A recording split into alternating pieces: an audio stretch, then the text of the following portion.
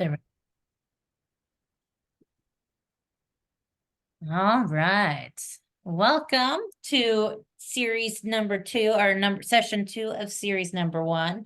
I don't know what I'm saying. Of session 2. Today we're going to be talking about online dangers, specifically the dangers of predators, scams, and cyberbullying. So we're going to learn what these are, how to find out if these are happening to us, and how to prevent it from happening to us. All right, so here we go. All right, so let's talk about things we can do. So there's dangers all over the internet. And let's talk about strategies we can use to help with any danger. Then I'm going to go through those 3 things and talk about using these for that. Okay. So last time we talked about privacy settings. That is if you want to be public where anyone sees you, if you want to be friends only where people who add you as friends can see you, but no one else, or just you, where it's only you seeing what you put out there online. So privacy settings is really great at preventing people you don't want to see you, preventing them from seeing you. So privacy settings, good thing to use. Other things, blocking and reporting. I will talk a little bit at the end about how to do this, but blocking means the person you block can't see you anymore. They can't send you things anymore. They don't know you blocked them. So you have blocked them from bothering you more than they are. And then reporting means we report this person who might be doing some things to us that are harmful or hurtful. We report them to the platforms like Facebook, Instagram, TikTok, and we report to them for doing something, and they get investigated, and they might be put in like Facebook jail for 10 days or not allowed to really use that platform. Facebook jail is real. It does happen. If you're in there more than 3 times within so much time, that person can no longer use Facebook under that profile name. So there are limitations, but yeah, Facebook jail is real, Instagram jail, it's all real. Other things we will talk about. So learning, what are these people, or what are these scams, cyberbullies and predators, and what do their behaviors look like? I have some visuals to help out with really talking about and learning about what these things are. And then talking about maybe making a top 3 trusted network. We will talk about that. So people who can help us. I have a top 3 network, and you'll learn about that. So it's people who can help us with online dangers, because it can really make you sad. It can make you mad, angry, bothered, and you need to talk to somebody. So top 3 network we will talk about. All right. So here are some visuals that I have found online. I'm working on creating more to really show what these dangers are. So visual language to really say, okay, this is a predator, this is a scam. And we'll talk about these visuals as we get through each of these three things we're talking about. But they are visuals to show this might happen if this happens to you. These are the behaviors. All right. This is something that I use in my well, I don't use it anymore. I haven't mastered, but my students use it to help them know if they are encountering something online that's dangerous. So it's a little thing, it's a checklist. You go through it and you say, okay, someone's bothering me. I need to stop talking to them online. I shouldn't reply to messages or comments, and I should tell somebody right away. Or maybe I don't know the person. Scams are really easy. Scams with not knowing the person is a huge. You don't know that person that sends you the scam link. It's really easy to fall for that. And then personal information. If they ask for your bank account, your birthday, your social security number, any of those kinds of things, we don't want to reply to either because it might be a scam. So this is a nice little checklist that we know these 4 things. If it bothers me, it's inappropriate to me. I don't know the person, or they ask for personal information. Any of those 4 things happen, we want to be very careful and talk to somebody before we start talking to this person more. All right, so that's one of the visual checklists that I have created and use. Other things are practicing in a safe place. So when you get a message on Instagram, Facebook, TikTok, YouTube, X, which was Twitter, if you get a message on those and you reply or you click the link that was sent to you, I call it a one and done. That means the danger's done already, and it's hard to go back and fix it. So it's hard to go back and get my credit card information if I put that in a link, right? So these things are ways to practice knowing, is this a scammer or a predator, without responding in real time and engaging in that danger. So they're just little game cards, little templates that you can practice on and practice messages and knowing, am I mastered at this or am I not? All right. So the top 3 trusted, let's talk about that one. So I always say the top 3 trusted are 3 people that you trust, or whoever you're working with, that they trust, to tell things that are happening online. So with cyberbullying, some people might get scared and be afraid to talk about it because, hey, that person told me if I tell someone, they're going to hurt me. Or they told me if I tell someone, they're going to tell all of my information that I told them. So a top 3 individuals who you feel safe going to talk to about this thing that happened. So cyberbullying, when that happens, a lot of times that person won't actually harm you for telling somebody. Most of the time they don't find out that you told somebody. So who do you feel safe going to tell that this bothers me? Or, oh, this was inappropriate and I saw it online. Or, oh, this person said this to me online. So thinking about the 3 people that you feel safe going to, or that the person feels safe going to. So why do you have 3 people? It could be a friend, it could be a teacher, it could be a coach, it could be a neighbor. But the importance of 3 is that if that first person isn't there, you can go to the second person. If that second person isn't there, you can go to the third person. That's one reason to have 3 people. The other reason to have 3 people is, let's say somebody sends me a picture that's inappropriate and I don't want to see it. So maybe a picture of them without clothes on. So I might not feel comfortable talking to my best friend Sally about it. So I might want to go talk to my coach or my teacher or maybe my mom or dad. So you might have somebody that you'd rather talk to about it than going to my friend Sally and saying, hey, I saw this. Can you help me with this? Or, hey, I saw this. It bothers me. What do I do? So it's important to have 3 people because you can change who you talk to. And you might not feel comfortable talking to this person, but you have 2 other people to go to. So that's why it's important to have 3. You have people who can fill in. The other reason, or the other thing with the top 3 network, is you can change your 3 people over time. For example, mom and dad might always be on it. A sibling might always be on it, or a friend might always be on it. But maybe if you don't talk to that friend anymore, somebody else would take their spot in the top 3.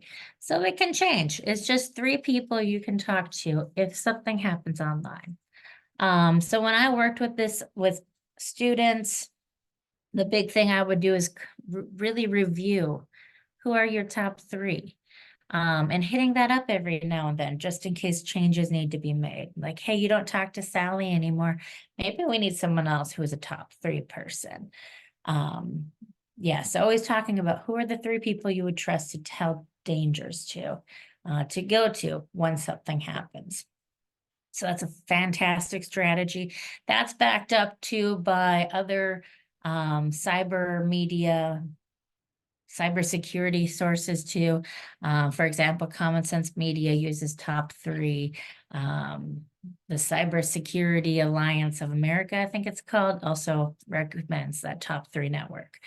So very, very evidence-based practice. Okay. So using visuals, using visual checklists, becoming knowledgeable about all of these things is a great place to start. Okay, so we're going to start talking about each 3 of these dangers: the predators, the scams, and the cyberbullies. So we're going to start with predators. Predators are probably the most dangerous thing out there online. We talked a little bit about that last week. So these are the people that can cause physical harm, mental harm. They're involved in sex trafficking and other things like that. So it's very dangerous to engage with them online and to meet them in person. That's also something that's dangerous.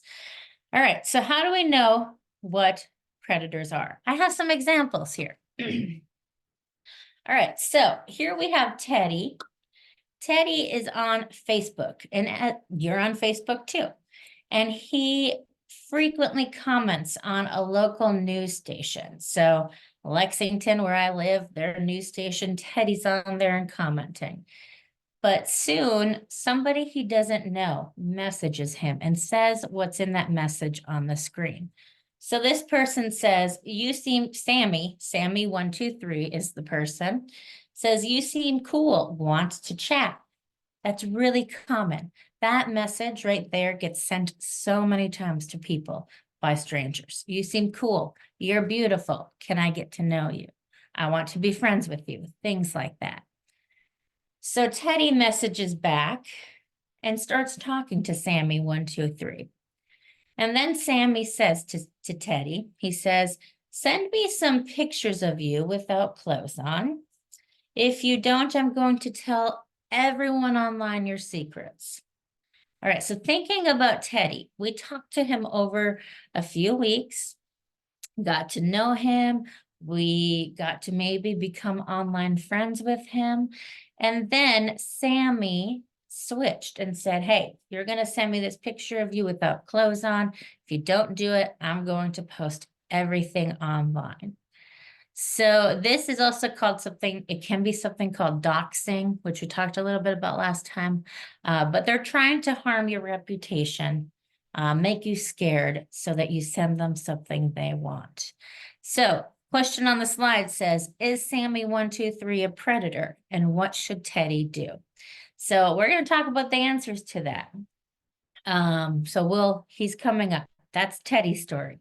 We also have Sarah. All right. Sarah's a whole different person. This is actually a real life story. I had this happen to somebody I was working with. So Sarah, she's on Instagram, and she received several messages from the stranger who wants to be her boyfriend. Sarah's like, yeah, I want a boyfriend. You're my boyfriend. I'm your girlfriend, right? We're online girlfriend, boyfriend. So this boyfriend starts agreeing with everything Sarah says. And then one day she had a bad day, and the boyfriend tells her that, hey, if I meet you at the shopping mall, we'll go on a date. I'll make everything better. You just can't tell anyone about this. All right. So there are the messages that Trevor sent to Sarah. He says, hi, beautiful. You seem cool. Want to be my girlfriend? That's all he says. Doesn't know her. Kind of already, scary, but it gets worse. She says, I had the worst day ever, ... And he comes back and says, I'm sorry. You need to get away for a bit. If we meet at the local shopping mall, I'll take you on a date and make you feel better. You can't tell anyone that you are meeting me while you do that. Okay, so is Trevor a predator? And what should Sarah do? So how do I know if these are predators? We'll talk about that. All right, so we had Teddy. He was the one getting the message from the guy at the news station requesting for him to send an inappropriate picture. And then we had Sarah, who had the boyfriend that wants her to not tell anyone and meet him in person. All right, so we're going to work through those. But first, let's talk about what a predator is. A predator is usually someone who tries to pretend they're someone they're not to commit a crime against somebody. And it's usually something sexual, whether it's sex trafficking, trying to engage in pornography, things like that. Those are predators. It's a little different than you might hear terms like catfishers and posers, especially if you watch MTV Catfish. Those aren't predators. Those are different things. So predators are trying to commit some kind of crime, and it's usually sexual, and it's usually very, very harmful. All right. Now let's talk about, this is where it gets a little harder, posers and catfishers, because you'll hear those terms out there. You'll hear teenagers start to say, oh, he catfished me, or oh, he was a poser. He wasn't who he said he was. So posers and catfishers are people who aren't necessarily looking to do something that's a crime. They might instead want to embarrass you or upset you. They might get money out of what they're doing. Or they might want to sell some information of yours. So sometimes they can be scammers and sometimes they just get enjoyment out of it. So this visual on the screen has this girl talking to somebody online. He's coming out of the screen, and you'll look at this picture and you'll see a few things. He's holding a ring in one hand, and he's pulling money out of her pocket in the other. And if you look a little closer at him, he has a hood over his eyes. You can't see his face. And she looks happy. She looks like she's in love, maybe wants to marry him. But if you look, he's hidden. She doesn't know who he is, really, because you can be whoever you want to be behind that screen. And he's promising her something, but taking money from her. So this visual is showing an example of a catfisher and a poser. So he's pretending to be someone he's not to gain something from her. He's posing as somebody else. He's not who he really says he is. So using that visual and say, let's look at this. That person coming out of the computer, what are they doing? They're hidden. They're taking money from her. They're giving her a ring and she looks happy, but I wouldn't be happy if money got taken from me. So talking about that visual and how people who are catfishers and posers actually look like that and actually do things like that. So that's a great visual to talk about people who might be scammers or posers or catfishers. A lot of times too, if you watch MTV Catfish at all, I might be the only one who watches that. But MTV Catfish is a TV show where people do exactly what that picture says. But a lot of them will arrange to meet the person in public and then never show. So you hear people saying the words, I got ghosted a lot. Being ghosted a lot does happen if somebody is a poser.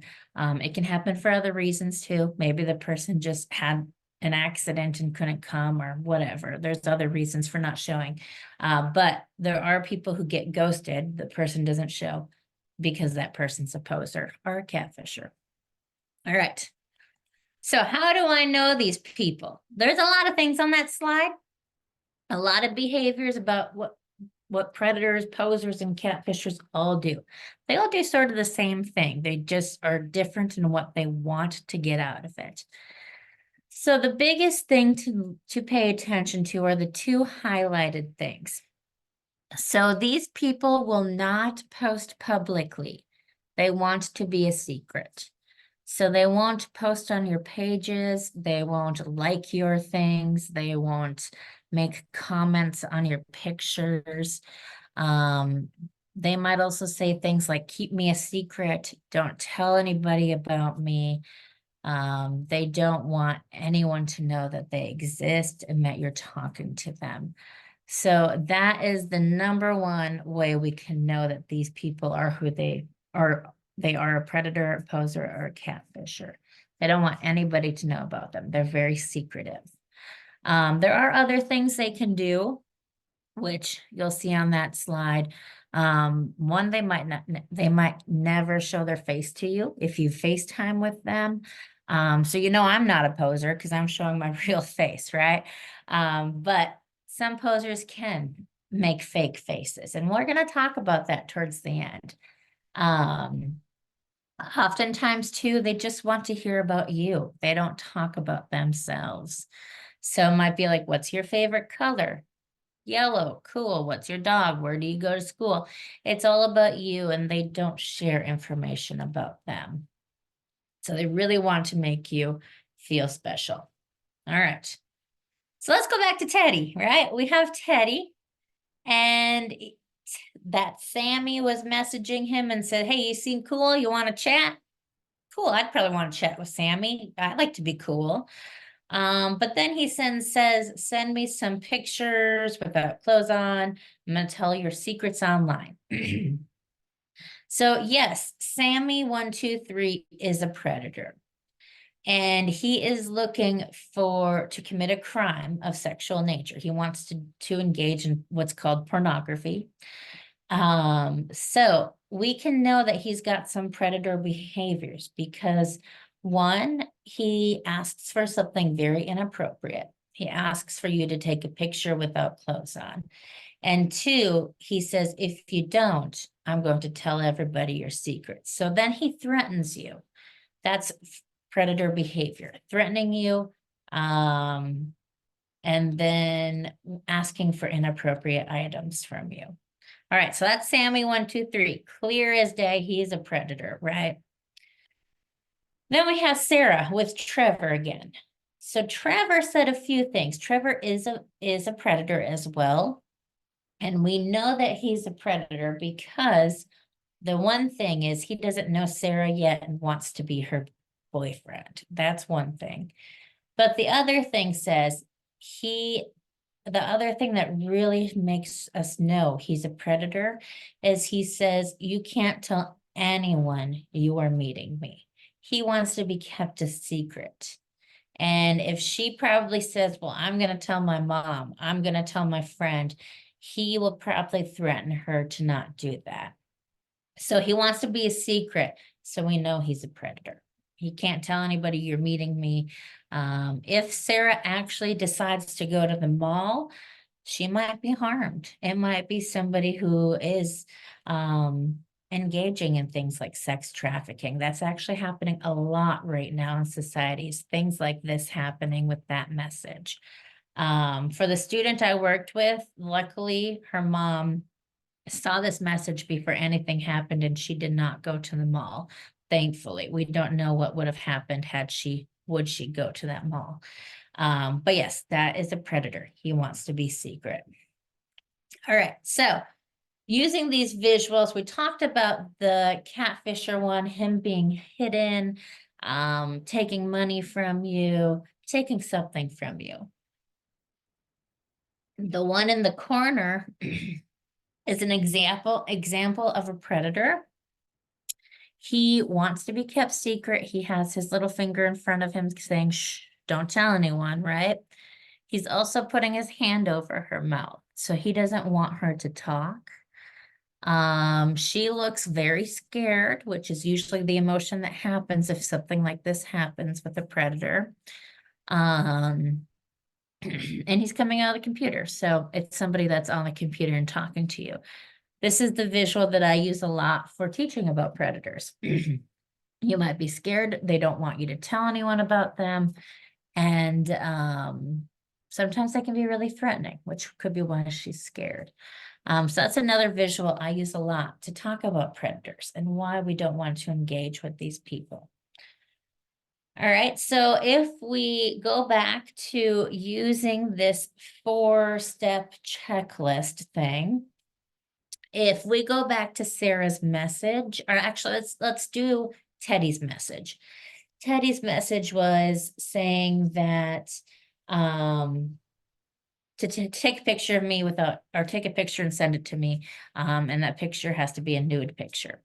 So looking at these 4 things, that message is highly inappropriate. It might also really bother Teddy. So it meets 2 of those things on that checklist. So Teddy, doing this checklist, knows I shouldn't reply to this person and I need to go talk to someone. Probably need to block and report them, which we will talk about at the end. So that is very effective for that. All right.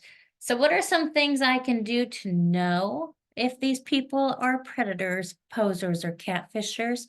These are the 3 things I say to do. First, look at their profile. If there are no pictures on that profile, they might be somebody pretending to be somebody they're not. Okay. If they have, the biggest answer thing I tell people though is to Google search somebody. If you've never put your name in Google, it's very interesting. I do it pretty much probably once a month to figure out what's out there about me. But if you Google the person and they don't exist on Google, that's what's called a red flag. That means they might not be who they say they are.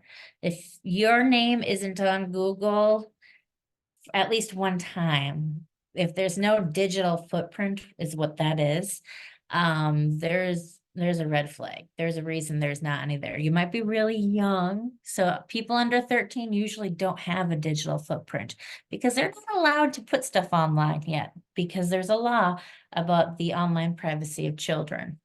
However, if you're over 13, especially over 18, and don't have your name on the Google at least one time, yeah, that's a red flag because usually there's like school events that you might have your name on, community events you do that your name is on. So you're at least on there one time. So if somebody says, hey, I'm 40 years old and I want to be your boyfriend, and they have no Google, that's a red flag. Nothing on Google about them. Yeah, that's a red flag.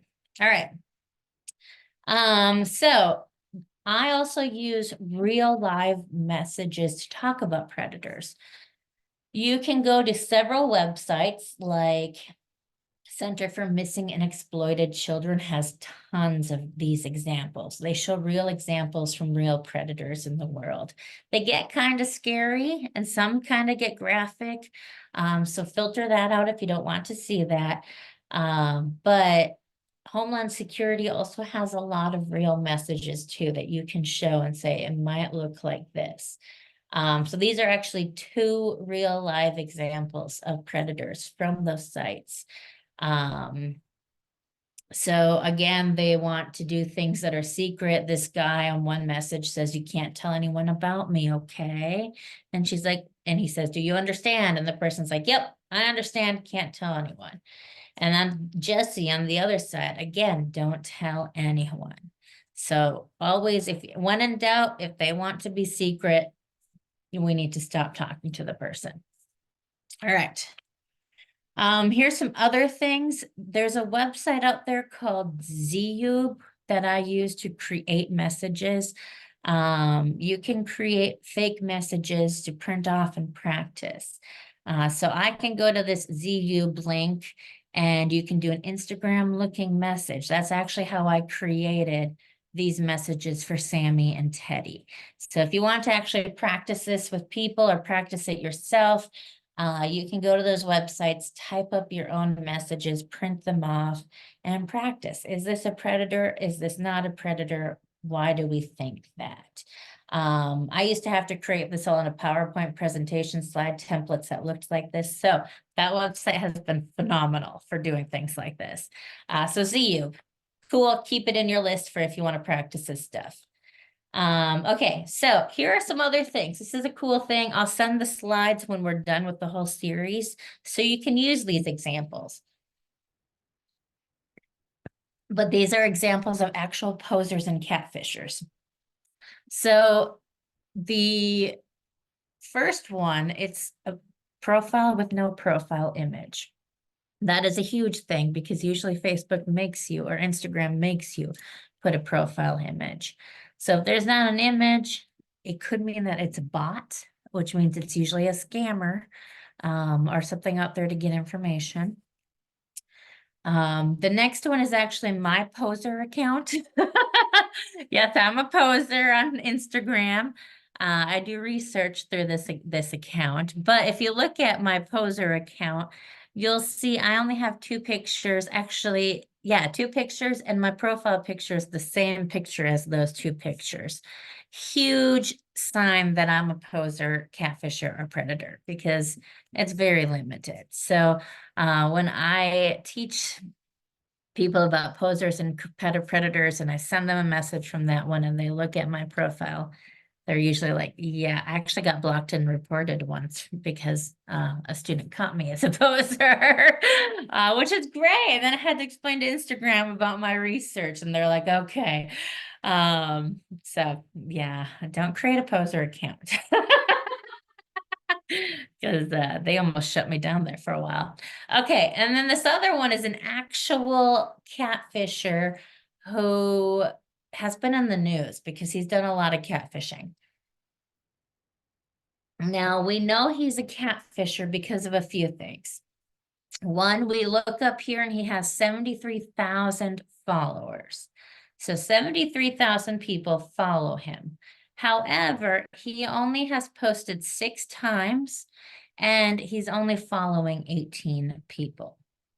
So catfishers will usually have tons of followers, but not post anything and not follow anybody. So if it's a high number, and they're not engaging in anyone with anyone, that's usually a red flag. So you want to look at that kind of stuff when you're looking at posers and catfishers. All right, so it's a lot of information. It's really tricky to find these people, but once you know these little things, you're like, yep, that's a poser or that's a catfisher.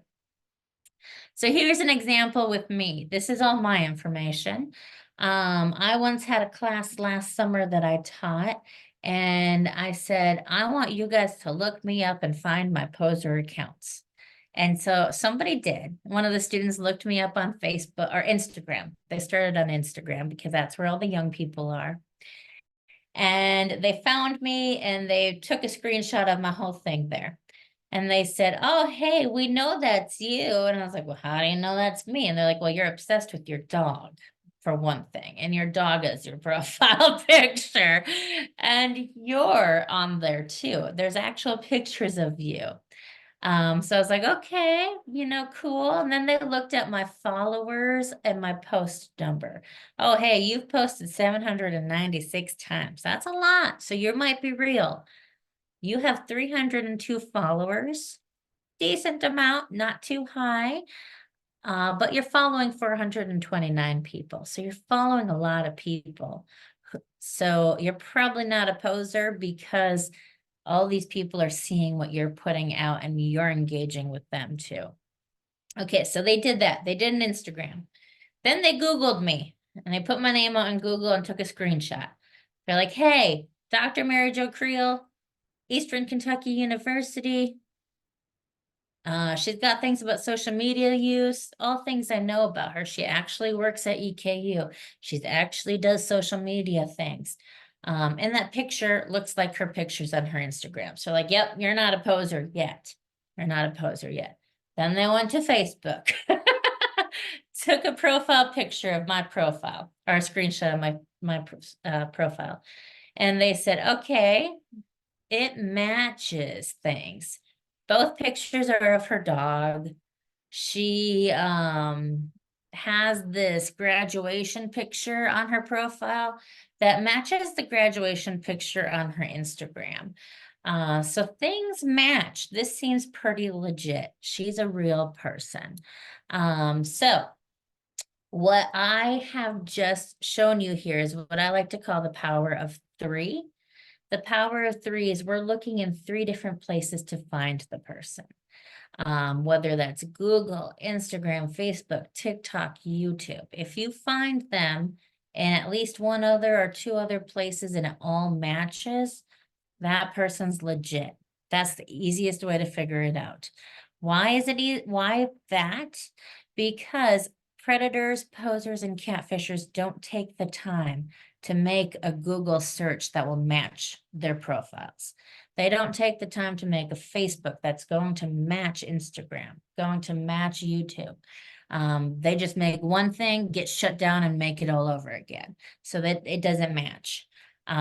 So power of three is what I like to say. Look in three different places and see if they match. At least Google search the person. All right. So how do I address these kinds of things? So you can address them by not giving out personal information till you actually know the person's legit. Search them if they're legit and you've talked more than, I always like to say a month and you really know the person. Don't jump into things right away and say, hey, here's my phone number, call me kind of thing. I know a lot of people on dating apps are pressured to do that, especially Tinder, Bumble, things like that, because free trials end after so many times and they don't want to pay for it, right? So a lot of predators actually use that as an excuse to get your personal information. So somebody says, hey, I can't talk for more than 3 days on this app for free, so please give me your phone number so we can talk out of app. That's a red flag. You want to just stop and pause if somebody tells you that. It might be real. Maybe the person doesn't want to pay for a Tinder subscription or whatever they're on, Facebook dating.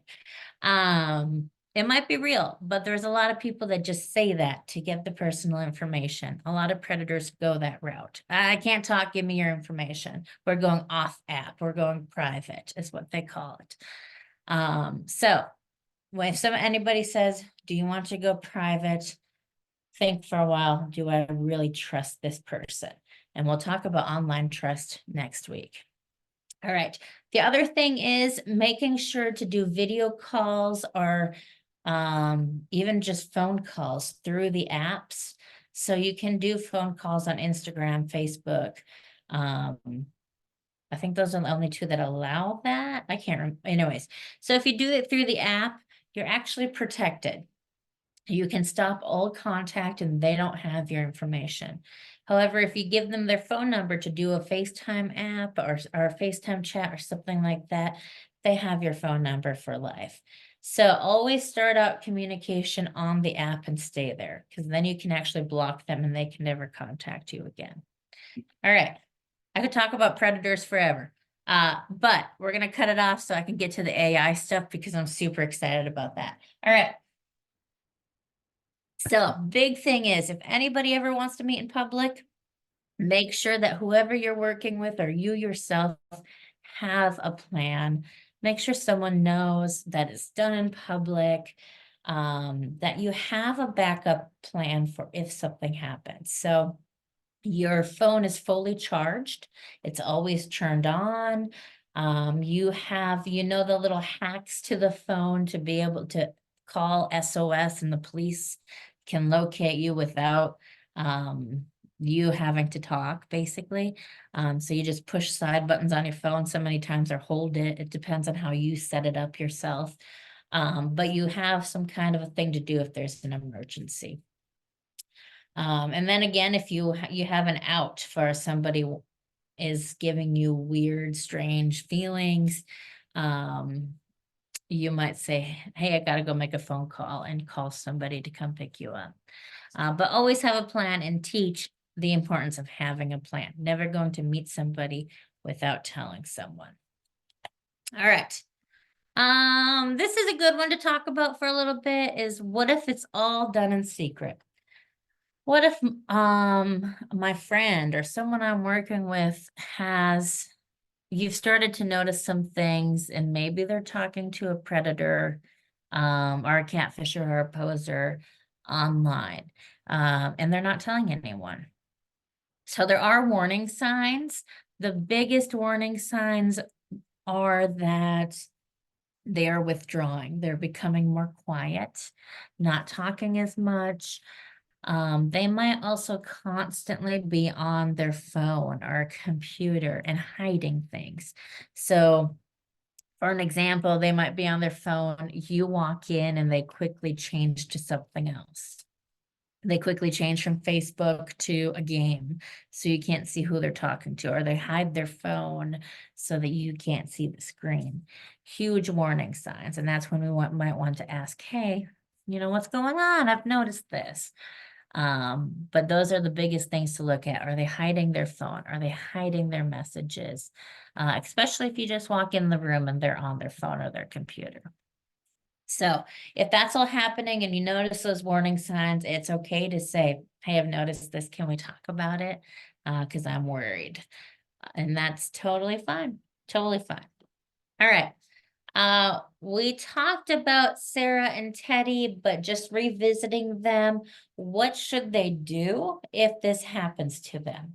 So for Teddy, instead of replying to Sammy and sending that picture, he needs to stop and go tell one of his top 3 trusted people.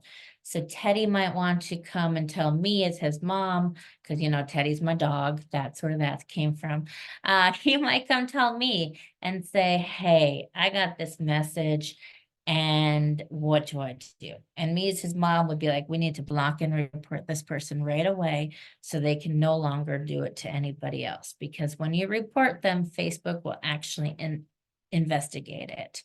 And once they investigate it, they make a decision to put you in Facebook jail or just ban you for life. It depends on the cybercrime that you have done, which that is a cybercrime because Teddy here is underage.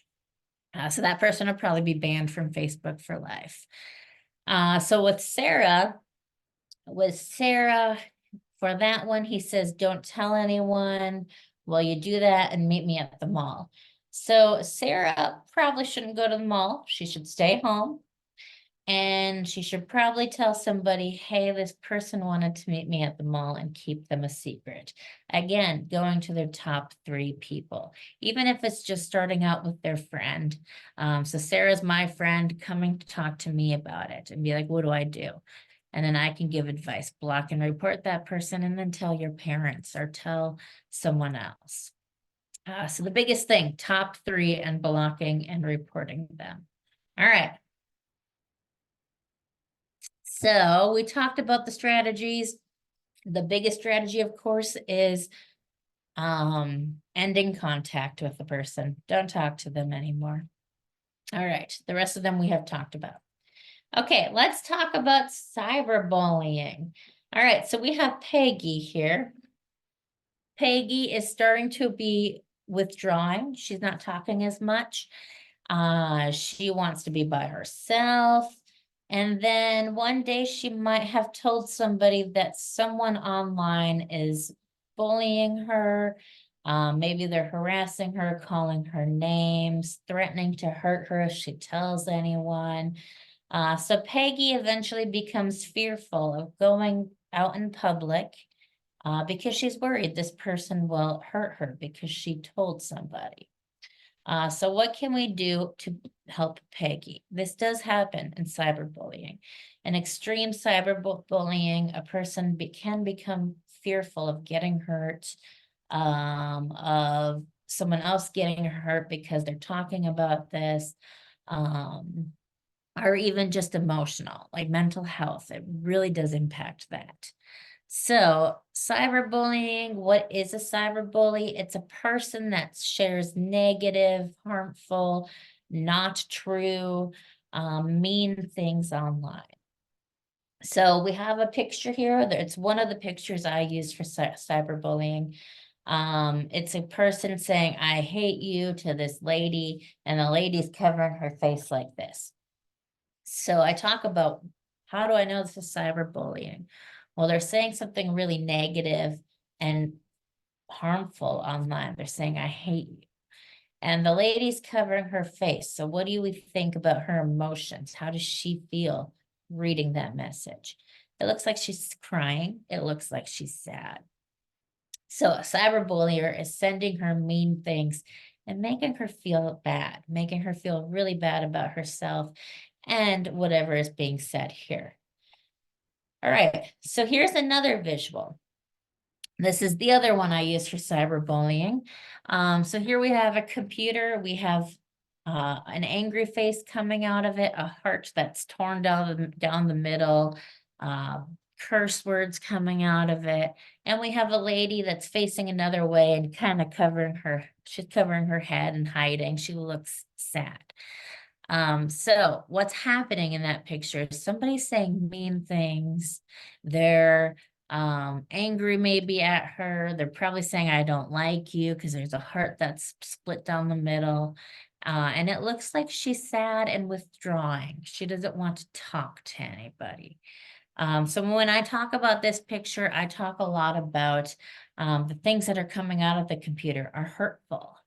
And we know it's hurtful because she's sitting by herself. She looks like she's crying. So that's the impact of cyberbullying.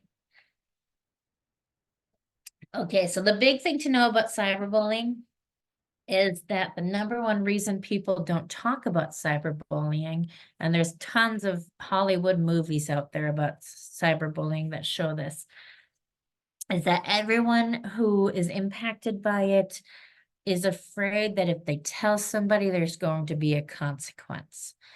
There's that fear that I'm going to get hurt if I tell someone that this person said this, or I'm going to get kicked off social media because this person said I would.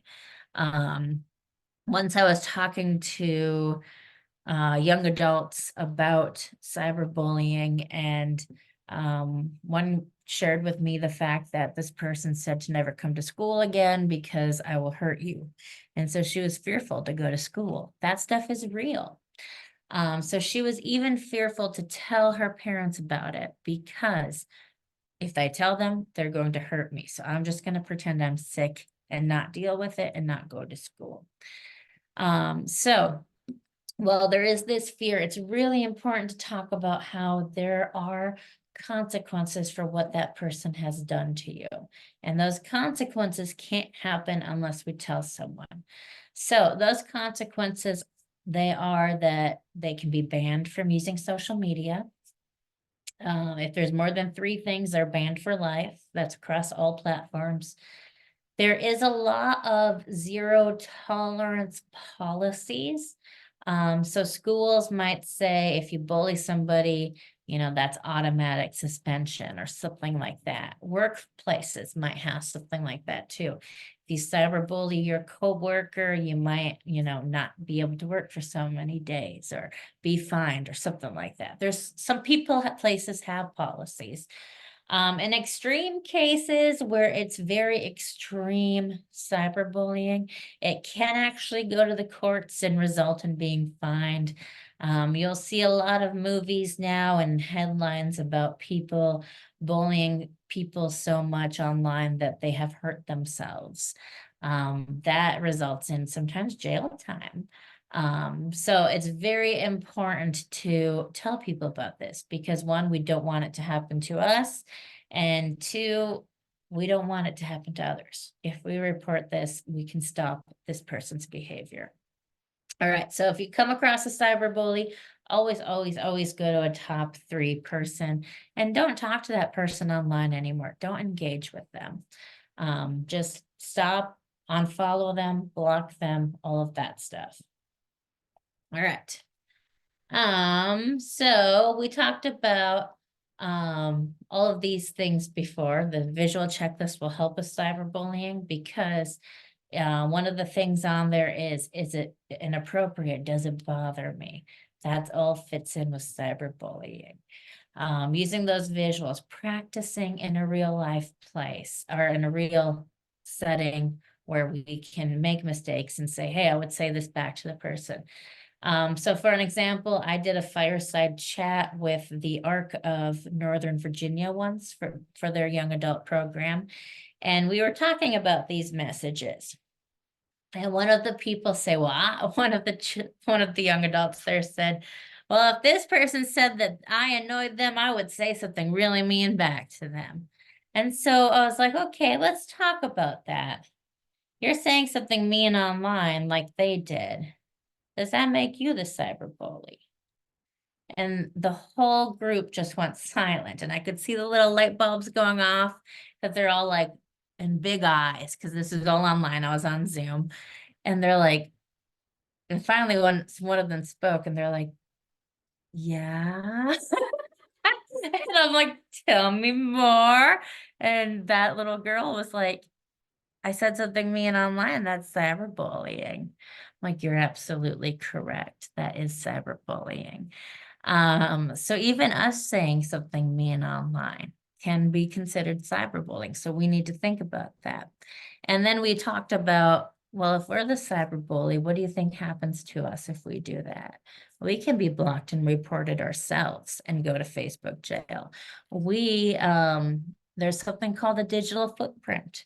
People might see that we've said this online and it might affect what's called a reputation. So we talked about that. It was really interesting because a lot of people like might think I'm gonna say this mean thing back because they're really bothering me. But we have to think about that before we post it online. Always think before you post. So it can be really quick turnaround for us to become the cyberbully by how we respond. All right.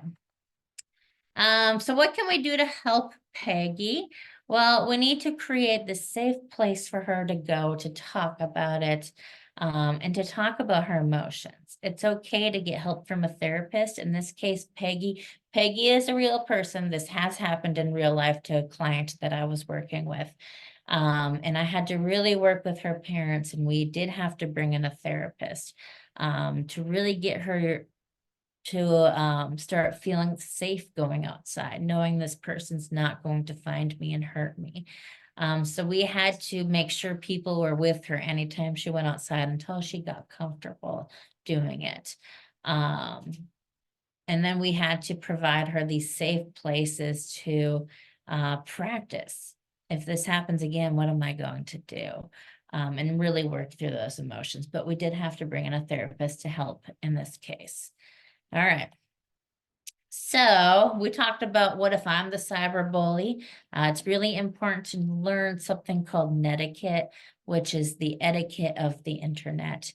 Whole different session that you could probably do 3 hours on, because there's a hidden little, just like real life social skills, internet comes with its own social skills, and a lot of them are hidden. And things that we have to really think about before we put things out there and how that might impact us and the person on the other side who we can't see. So it's a whole set of social skills that is much like in person, just applies online. For example, if I'm in Zoom, I wouldn't change my clothes on the camera, right? I would close the curtains outside before changing in my room. Same kind of things. So netiquette, the etiquette, social rules of online, whole different thing, but it does exist. And something that even everyone needs to learn. I learn netiquette every single day. I use too many exclamation marks and it drives people crazy. That's a netiquette rule. Okay. Now, in the last few moments, let's talk about scams. So scams, this is when somebody or maybe there's something called bots, these things online who are trying to get your personal information to use it to their benefit. So this is a visual I use. And if you look at this visual, there's this guy who's using the computer. He has a hand on what looks like debit and credit cards. And then he's putting in numbers, so he might be hacking something. And he's also got the little thing that they always put on robbers in those old movies, right? That hide their eyes so they can't be identified. So looking at this picture, we know he's probably stealing something, right? He looks like he's trying to be very sneaky. He looks like he's trying to steal bank account information or some credit card information. So he's trying to use this information to his own benefit. So that's one picture I use for scams. All right, let's talk about scams. They happen every single day. I have fallen for scams. I know many people who have fallen for scams. So the newest thing are the Stanley Cups, right? Everybody wants a Stanley Cup. Well, I have a neighbor who found a site for cheap Stanley Cups, and the Stanley Cups never came. It was a scam. So this is real stuff. Shopping online, you have to make sure it's not a scam site. So I get emails, hey, your UPS package didn't get shipped to the right place. I went back to the center, click this link to get your package. I actually did it once. And yes, don't do it. So if you get weird messages from UPS, the IRS, they will never send you text messages, believe me. So if the IRS says, hey, if you don't call us back in so many days, you're going to jail, that's not going to happen. That's a scam. The newest one on Facebook is, hey, look who was in a car accident with a link. Hey, look who died with a link. All of that is scams. Never click on those links.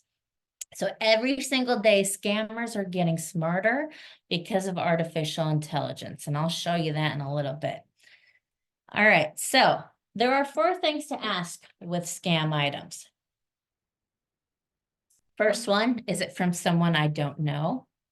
If it is, we need to stop and think. So if I get a message from ilovedogs.com or something like that, and I really want to click on it because I love dogs and I want to see the pictures, I don't know ilovedogs.com, so I should stop before clicking on that link.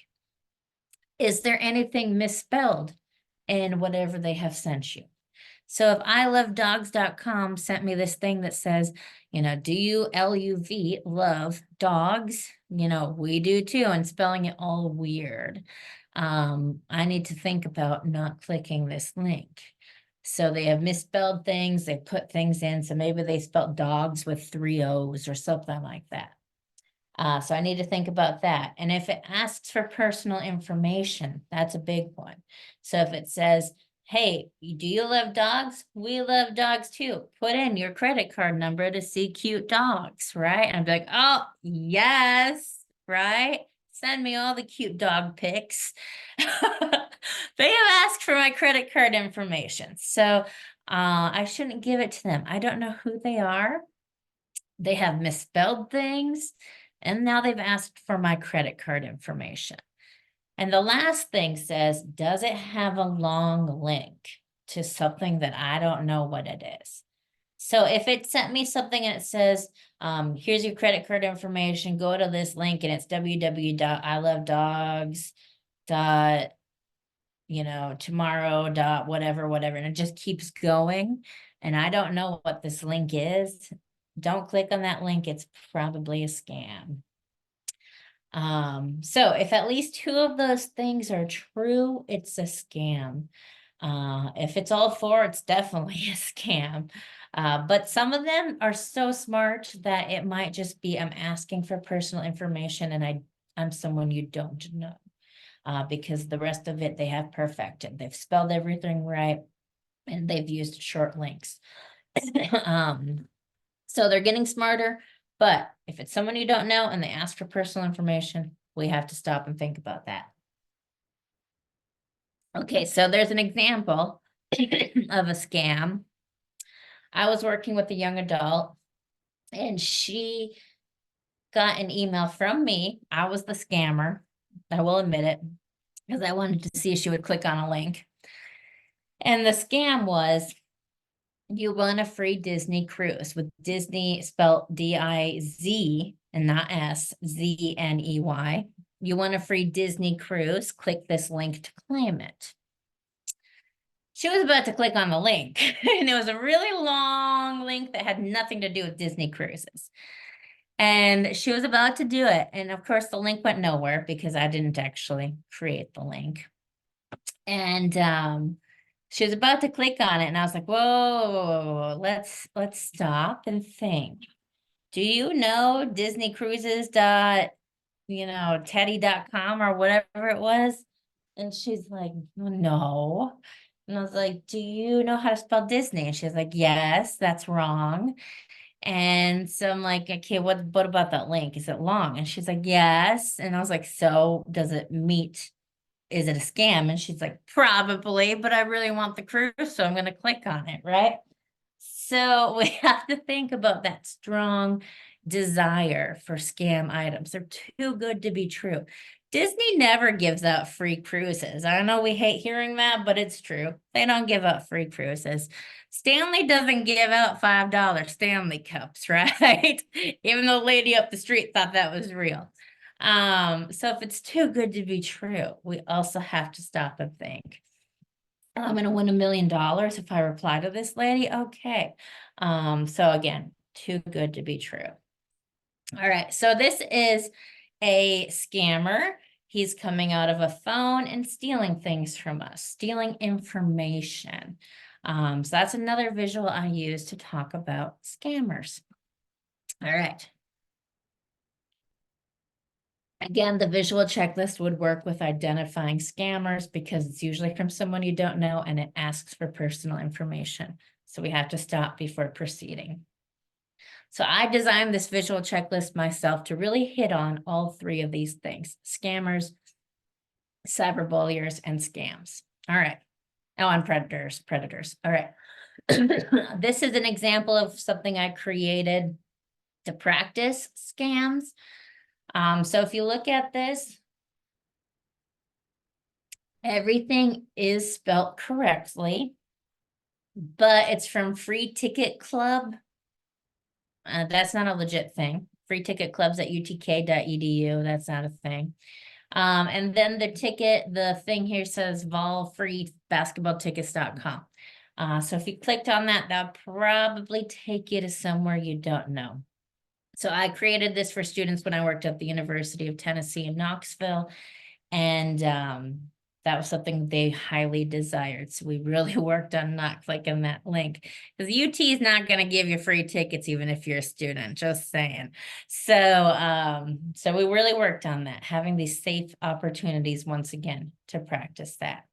When shopping online, because a lot of us do that, we DoorDash, we order food online, we Instacart, we buy on Amazon, we buy clothing items, right? It's really important to always look for that padlock that's on the address bar. So you see it in that picture. And this picture, it's orange. Sometimes it's blue. It depends on what kind of browser you are using: Safari, Chrome, Firefox. But looking for that padlock will show you that it's a secure site. If it's locked, that means no one's going to get your information. You can plug in your credit card and you'll be okay. If it's unlocked, don't put in information. That means it's not secure. People can easily get it. If it's not there, don't put it in either. All right, so always look for the padlock. All right, let's talk about artificial intelligence. You guys are the first ones I've ever talked to about this. So I really geeked out, and I'll try to keep it to 9 minutes. But let's talk about artificial intelligence. What is it? And why is it making scams, predators, posers, catfishers so hard to identify? And how do I identify them if it is AI? So AI, artificial intelligence, is something, it's a technology that's out there where it will write messages for you. It will create images for you. And all you have to do is put in something. So for an example, if I wanted to write a message to you and I wanted to say just a greeting, I would say greet somebody, say hi, say I want to talk to you later, something like that. All I need to put in is greet somebody, and AI will write this whole email for me. I have to do nothing else. It's done it for me. I've had students make recipes using AI. So they might say recipe for macaroni and cheese, and AI will just write it for you and spit out the ingredients that you need. So it can be really, really beneficial. Like you can say, I need my chores for today. What should I do? And it'll write a list of household chores for you. So it can be really helpful. And it can also tell you what chores you've done. Like you can keep track of things in AI, but it can be really harmful. Okay, so let's talk AI generated images or messages. How do I know it's AI? Is it usually has one of these three things. Something strange is written in that message or on the picture. There's something strange about it. Um, it's too good to be true. That's another big one. We'll look at the next images to look at it. Or it might look so saturated with colors that it looks like somebody painted it, or it looks overly dark, like you can't see certain things. Another way to identify if somebody sent you an AI image is this link. It's completely safe. I played around with it yesterday and loved every minute of it. I totally nerded out. But 10i.com is where you can take a screenshot or save a picture from something, put it into this search, and that search will run over the whole entire internet within a second or so and tell you how many times this image was found online. So I'm going to show you an example of that in a little bit. That's called the reverse image search. All right, so this is AI generated things. I actually went on an app called Chatbot. It's an app on the iPhone that is everybody uses it these days, Chatbot. So I went to their AI image thing and I typed in dog, and then I typed in student and I got this certain thing. And then I typed in email. So let's look at these things. First, the dog image. All I said was dog, and it popped up this picture of a dog within a second. It was really creepy. But how do I know this is AI? There's a few things. So if you look at it first, you're like, oh, that's a cute picture, right? But if you look closer, you'll see a few things. One, it's really saturated. It's dark in certain places. Two, if you look at its ears, where I have it circled, the fur is flawless. What dog do you know that has fur that looks like that, right? My dog's fur goes everywhere, right? So if I put a picture of my dog's real ear on there, his hair will be going this way, this way, kind of bent over. Here, it's all going the same way. And it looks like somebody drew it or painted it. It looks not real. I don't know any dog that has that perfect fur, right? So that's one thing. The other thing is if you look closer at the dog's little ID tag, it's actually just a little metal ball that AI put on there. And if you zoom in, it's not attached to his collar. It's actually attached to his fur right above the collar. So it looks just stuck on there. Yeah, it looks like a designer dog. Absolutely. It looks like a perfect dog, right? So I know this is AI because I can zoom in and see certain weird, strange things. Like what kind of dog has an ID tag that's not on its collar, right? All right, so that's the dog. Now let's go to the boy in the middle. If you look at him, there's some weird things, right? First, what's the word on his shirt, right? You can't make it out. It's not a word.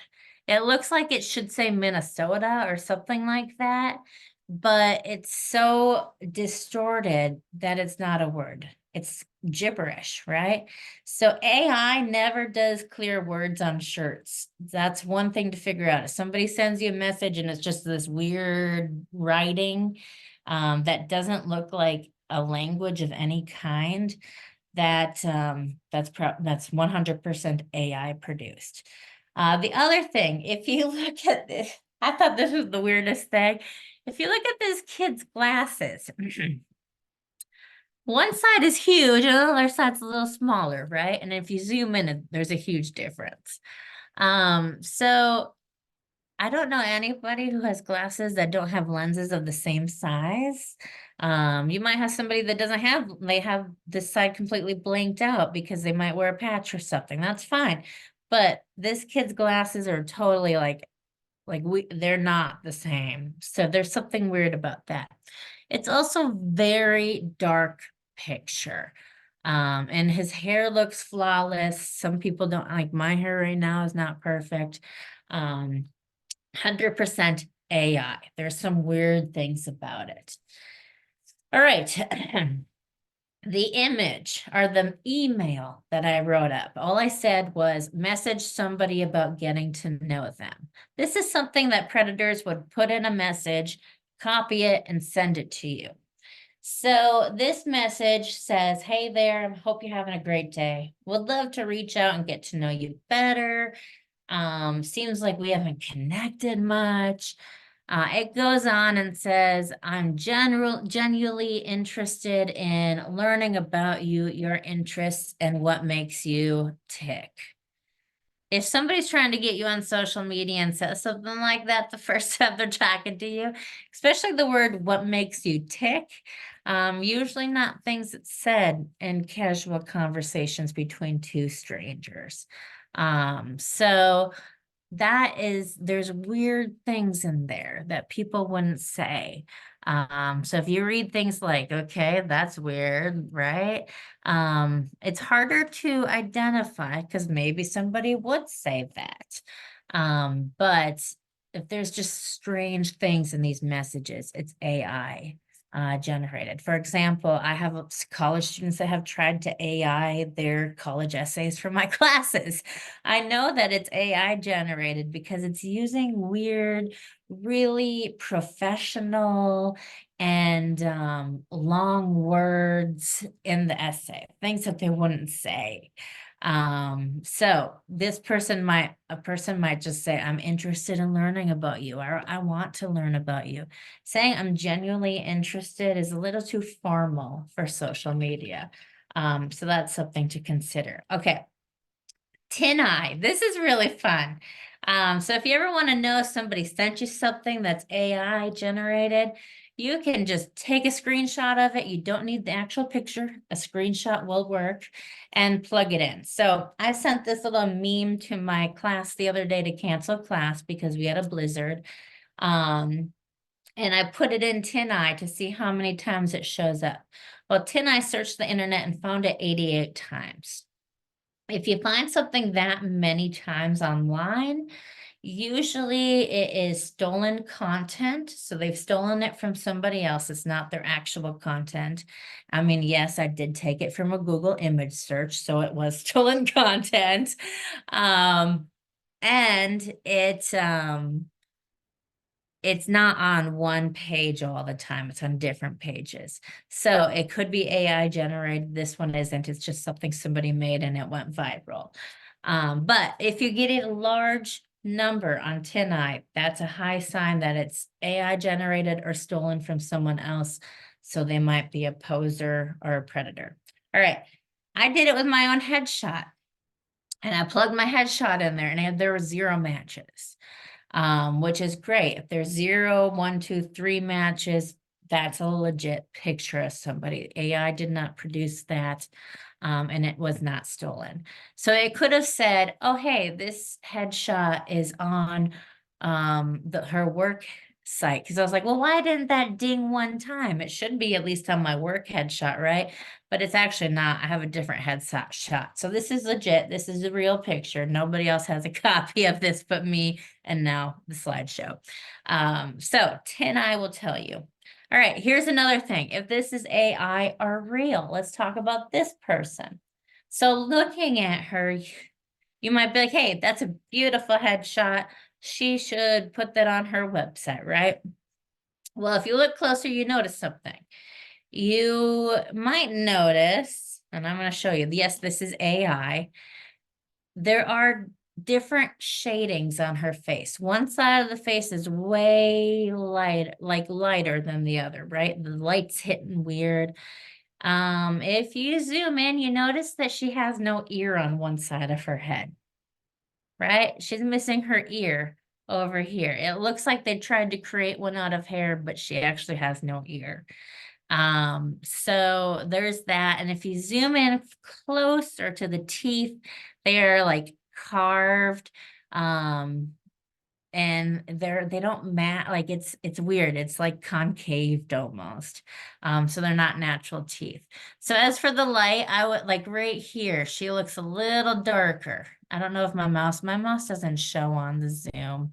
But yeah, there's just certain spaces. It's not her whole face. It's just like one cheek is a little darker and has more color than the other.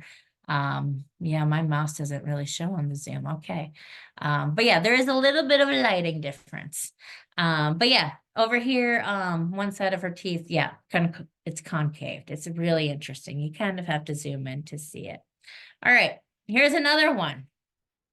If you notice which one's real, which one's AI, I'm sure you can tell, right? Um, Yeah, we are all different in terms of appearance. Anything is possible. That's a great point, which makes AI so much harder to identify if it's not a real person. So the one that has her wearing the red shirt here is the AI image. The other one of her outside with trees behind her is real. So if you scroll into the AI image, because you really have to zoom in to see actual AI stuff, like the distortion. So if you scroll in, you'll notice that um, her cheek wrinkle kind of thing, little lines. One side is just like it's a ridge. It's not actual cheek. It doesn't blend in. She also has like a makeup line running around the eyebrow, and it's a difference. Like it looks like someone just took her face right here and put it into a filter. So all of this looks different and doesn't blend into her hair. But you have to zoom in to see it. It actually does look like someone took her face, just this part, and put it on. Um, yes, I know. Isn't it interesting? That's artificial intelligence. All right. Oh, there we go. Okay. Deep fake is another thing, and I'll stop here in a little bit because it's 8:05.